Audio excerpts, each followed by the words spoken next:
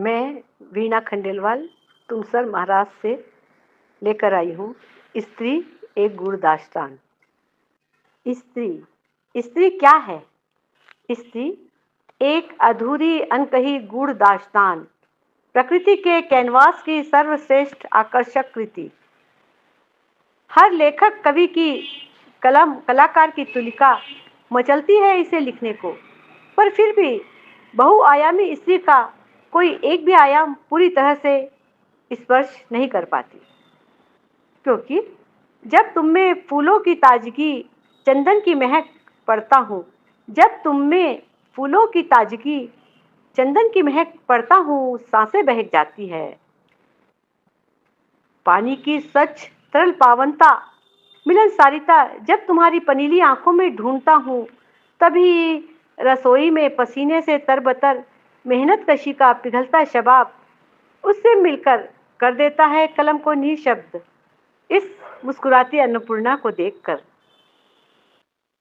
प्रेयसी का हृदय बेपनाह मोहब्बत का समुंदर कहाँ समेट पाती है, छलक पड़ता है बरसात बन उसकी आंखों से ओठों से, भिगा देती है पूरी कायनात।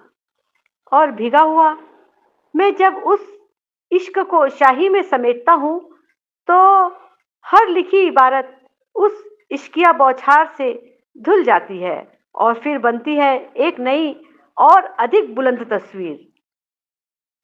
एक नई इबारत के साथ संभलती कलम, एक नई इबारत के साथ संभलती कलम।